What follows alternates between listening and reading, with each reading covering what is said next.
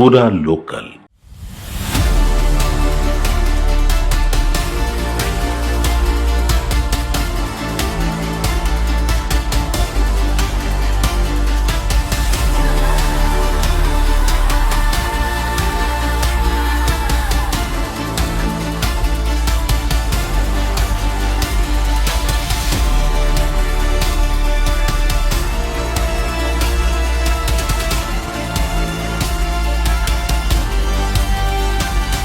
తెలంగాణలో పంచాయతీ పోరు తుది దశకు చేరుకుంది. మూడో దశ ప్రచారం మైకులు కూడా బంద్ అయ్యాయి. ఇప్పటికే మొదటి విడత రెండో విడత ఎన్నికలు పూర్తి కాగా చివరిదైన మూడో విడత ఎన్నికల ప్రచారానికి తెరపడింది. ఇన్ని రోజులు దరువులు, డప్పులు, మైకుల మోతతో దద్దరిల్లిన పల్లెలు ఇప్పుడు సైలెంట్ మోడ్లోకి వెళ్లిపోయాయి. బహిరంగ ప్రచారం బంద్ కాగానే అభ్యర్థులు అండర్ గ్రౌండ్ ఆపరేషన్ షురూ చేశారు.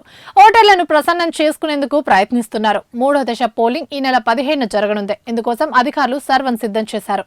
మూడో విడతలో 3,752 సర్పంచ్, 28,406 వార్డులకు ఎన్నికలు జరగనున్నాయి. ఈ విడతలో 4,157 పంచాయతీల్లోని 11 సర్పంచ్ పదవులకు, 36,434 వార్డుల్లో 112 చోట్ల నామినేషన్లు దాఖలు కాలేదు. 394 సర్పంచ్ స్థానాలు, 7,916 వార్డు స్థానాలు ఏకగ్రీవమయ్యాయి. దీంతో మిగిలిన స్థానాలకు ఎన్నికలు జరగనున్నాయి. మొదటి 2 దశల్లో పోలింగ్ సరళిని గమనించిన లీడర్లు మూడో దశకి అలర్ట్ అయ్యారు. ఆయా దశల్లో ఎక్కడైతే పంపిణీ సరిగ్గా జరగలేదో అక్కడ ఫలితాలు తారుమారయ్యాయని గ్రహించారు. మొదటి, రెండో దశల లెక్కలు సరిచేసుకుంటూ అభ్యర్థుల వ్యూహాలకు పదును పెట్టారు. ప్రచార టైం ముగిసిపోవడంతో కొందరు అభ్యర్థులు తమ అనుచరులను రంగంలోకి దింపారు. గ్రామంలోని ప్రధాన కూడళ్లు, ఇండ్ల చుట్టూ తమ మనుషులతో చక్కర్లు కొట్టిస్తున్నారు. ఓటుకు ఇంత అని రేటుకు కట్టి మరీ గుట్టు చప్పుడు కాకుండా పంపకాలు చేస్తున్నారు. మొదటి, రెండో విడతల్లో అక్కడక్కడ క్రాస్ ఓటింగ్ జరిగిందనే భయం అభ్యర్థులను వెంటాడుతోంది. మన దగ్గర డబ్బులు తీసుకుని వేరే వారికి ఓటేస్తే ఎలా అనే అనుమానం లీడర్లలో పెరిగిపోయింది. అందుకే ఈ మూడో విడతలో నమ్మకమైన ఓటర్లకే పైసలు పంపిణీ చేయాలనే వ్యూహంతో వెళ్తున్నారు.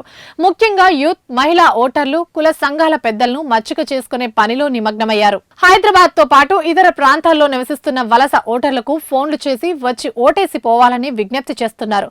బస్సు ఛార్జీలతో పాటు ఓటుకి ఇంత చొప్పున ఆన్లైన్ లో పంపిస్తున్నారట. కొన్ని చోట్ల వలస ఓటర్లను తీసుకొచ్చేందుకు ప్రత్యేకంగా వాహనాలను పంపించి రప్పించేందుకు ప్రయత్నిస్తున్నారు.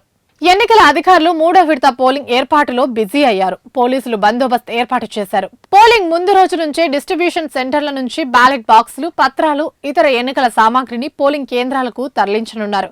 ఇంకోవైపు కొందరు అభ్యర్థులు వార్డులు, కాలనీల వారీగా బాధ్యులను నియమించి డబ్బులు పంపిణీ ముమ్మరం చేశారు. పల్లెల్లో రాత్రి వేళ మందు, విందు, రాజకీయాలు జోరందుకున్నాయి. పోలింగ్ కు ఇంకొన్ని గంటలే సమయం ఉండటంతో ఓటర్లను ప్రసన్నం చేసుకునేందుకు ప్రలోభాల పర్వానికి తెరతీశారు. పోలింగ్ కి ముందు 48 గంటల సమయం అభ్యర్థులకు కీలకం కావడంతో ఓటింగ్ క్యాంపెయినింగ్ సీరియస్ గా తీసుకుంటున్నారు. పోలింగ్ ముందు రోజు రాత్రి గెలుపోటములను నిర్ణయిస్తుందని, ఆ రాత్రికి ఏ ఓటర్ కు ఎంత చేరవేయాలని లెక్కలు వేసుకుంటున్నారు. ప్రత్యర్థి వర్గం ఎవరికి ఎరవేస్తుందన్నది ఆరా తీస్తున్నారు. చివరి నిమిషంలో ఓటర్లను తమ వైపు తిప్పుకునేందుకు అన్ని అస్త్రాలను వారుతున్నారు. మరోవైపు గ్రామ పంచాయతీ ఎన్నికల్లో ఇండిపెండెంట్లుగా బరిలో నిలిచి విజయం సాధించిన సర్పంచ్లు కాంగ్రెస్ పార్టీ వైపు అడుగులు వేస్తున్నారు. గ్రామాన్ని అభివృద్ధి చేసుకోవడంతో పాటు సంక్షేమ పథకాలను కొనసాగించుకునేందుకు వీలుగా అధికార పార్టీలో చేరేందుకు ఆసక్తి చూపిస్తున్నారు. ఇప్పటికే రాష్ట్రంలో పలువురు ఇండిపెండెంట్ సర్పంచ్లు ఆయా నియోజకవర్గాల ఎమ్మెల్యేలు, ఇన్ఛార్జీల సమక్షంలో కాంగ్రెస్ కండువా కప్పుకోగా మరికొంతమంది సైతం అదే బాటలో నడుస్తున్నారు. ఇంకొందరు సర్పంచ్ గా ప్రమాణ స్వీకారం చేశాక అనుచరులతో చర్చించి పార్టీలో చేరాలని భావిస్తున్నారు. దీంతో కాంగ్రెస్ ఖాతాలో మరిన్ని సర్పంచ్ స్థానాలు పడే అవకాశం కనిపిస్తుంది. ఇప్పటి వరకు జరిగిన 2 విడతల్లో ముందున్న కాంగ్రెస్ కి ఇది ప్లస్ అవుతుందనే చెప్పాలి. ఇక బీఆర్ఎస్ మొదటి విడతలో గట్టి పోటీ ఇచ్చి రెండో స్థానంలో నిలిచింది. అదృష్టం కలిసొచ్చి రెండో విడతలో కూడా రెండో స్థానాన్ని కైవసం చేసుకుంది.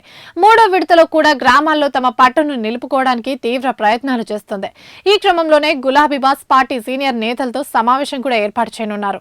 మొదటి విడతలో తక్కువ స్థానాలకే పరిమితమైన బీజేపీ రెండో విడతలో దాన్ని డబుల్ చేసింది. అయితే గెలిచిన సర్పంచ్లు తమ పార్టీలో చేరడానికి ఈ నెల 18న చివరి తేదీ అంటూ కొన్ని ఆఫర్లు కూడా వచ్చాయి పార్టీ నుంచి.